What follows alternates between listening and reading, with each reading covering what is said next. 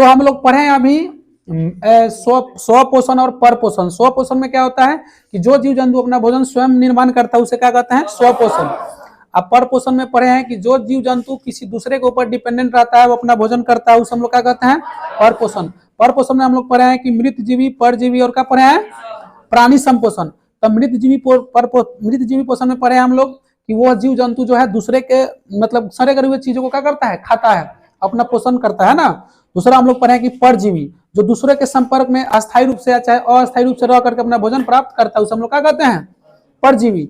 अच्छा, प्राणी संपोषण में हम लोग पढ़े हैं कि दूसरे जीव क्या करता है, खा करके अपना पोषण करता है ना, जैसे मनुष्य, मेढक है ना, ये सब आ जाता है कौन सा अथी में आ जाता है, प्राणी संपोषण में।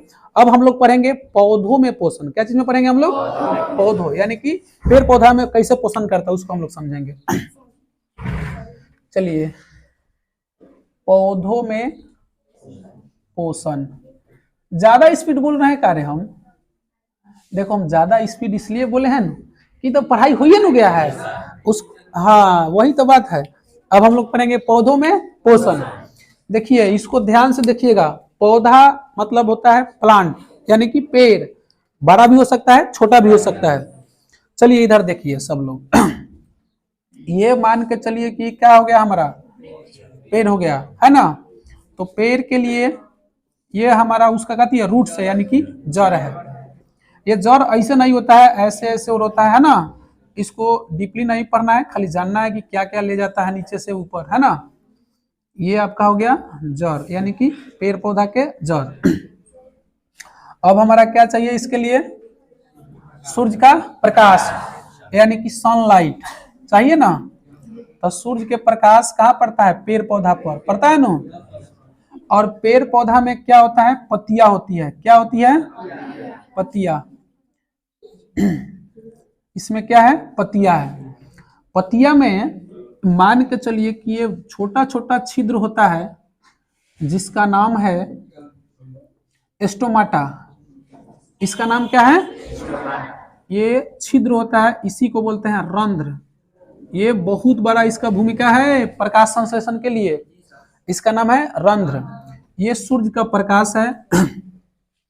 अच्छा, हमारे वायुमंडल में बहुत सारा चीज चलता है, गाड़ियां चलती है, वो चमनी उमनी से धुआं निकलता है, वो सब गैस होता है जिसका नाम है CO2, SO2, बहुत सारा गैस है ना। तो इसमें चाहिए, इसके लिए कौन सा गैस चाहिए, CO2 चाहिए, चाहिए कि नहीं चाहिए। पत्तियां जो होता है हरी होती है, पत्ती जो होता है वो हरी होती है, किसके कारण, क्लोरोफिल के कारण। क्लोरोफिल के कारण, क्लोरोफिल के कारण क्या होता है, वो हरी होती है। तो पत्तियां हरी क्यों होता है, तो क्लोरोफिल के कारण।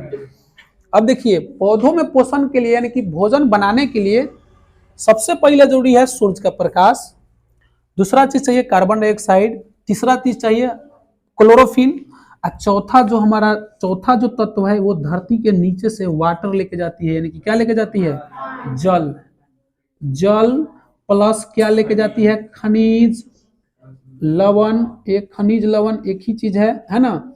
ये जड़ों द्वारा जाता है, जिसका नाम है, एक नाम है और एक दूसरा का नाम है। पहला जो जल लेके जाता है उसका नाम है जाइलम, उसका नाम क्या है, जाइलम। ये जाइलम का काम क्या है, जल को ले करके धरती से नीचे से जल को ले जा करके अब पत्तियों को विभिन्न भागों डाढ़ों तक का करना, पहुंचाना। अब फ्लोएम का काम क्या है, जब भोजन सूर्य के प्रकाश की उपस्थिति में बनेगा तो फ्लोएम का काम है भोजन को जड़ों तक चाहे पेड़ के विभिन्न भागों तक का करना, पहुंचाना। इसका नाम है फ्लोएम। इसका नाम क्या है, फ्लोएम। तो पूछा जाएगा कि बताइए प्रकाश संश्लेषण के लिए कौन कौन चीज आवश्यक है, तो क्या क्या बताइएगा। क्या पूछा जाएगा कि प्रकाश संश्लेषण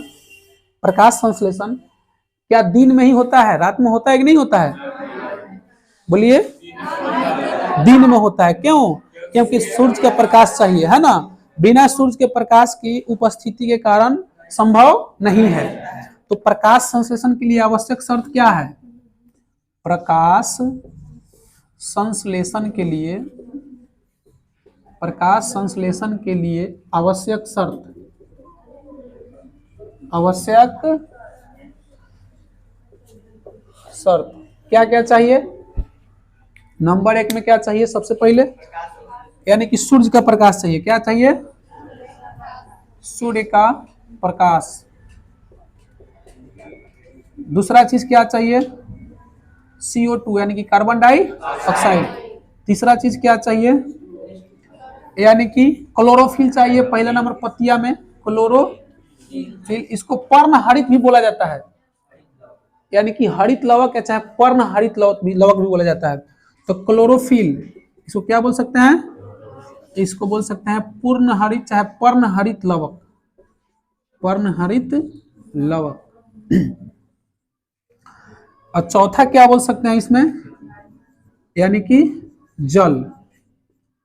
अच्छा, अब समझ गए ना कि जाइलम का काम है जल को ले जाना विभिन्न भागों तक, और उसके पत्तियों द्वारा वाष्पोत्सर्जन होता है। वाष्पोत्सर्जन भी हम लोग समझेंगे कि वाष्पोत्सर्जन क्या है। और फ्लोएम का काम क्या है? जब भोजन बन जाता है तो शरीर पेड़ पौधों को विभिन्न भागों तक क्या करना है? पहुंचाना। समझ रहे ना बात? तो ये प्रकाश संश्लेषण के लिए आवश्यक ये सब कथी है? शर्त है, ये जरूरी है। तो पूछा जाए कि प्रकाश संश्लेषण क्या है, तो जब कोई पेड़ पौधा चाहे जब कोई हरे पेड़ पौधा सूर्य के प्रकाश की उपस्थिति में अपना भोजन का निर्माण करता है तो उसे हम लोग क्या कहते हैं? क्या कहते हैं? प्रकाश संश्लेषण। प्रकाश संश्लेषण के बाद जो बनता है, जिसमें हम लोग पढ़ेंगे, सूत्र है C6CO2 प्लस क्या बनता है? और 12H2O, और क्या बनता है इसमें? हाँ,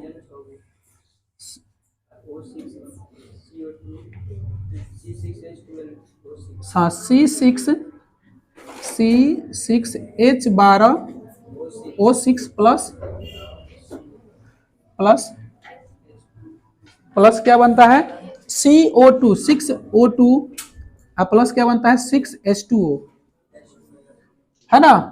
ये सब क्या बनता है? जब हमारा पेड़ पौधा जब भोजन बनाता है तो ये सूत्र को जरूर ध्यान में रखिएगा सभी लोग, ठीक है। जब पेड़ पौधा जब भोजन बनाता है तो क्या क्या चाहिए उसको? सूर्य का प्रकाश चाहिए, कार्बन डाइऑक्साइड, क्लोरोफिल और जल चाहिए। और उसके दौरान जब भोजन बनता है तो भोजन के दौरान क्या क्या बनता है? तो ये इसी का नाम है ग्लूकोज। इसका नाम क्या है?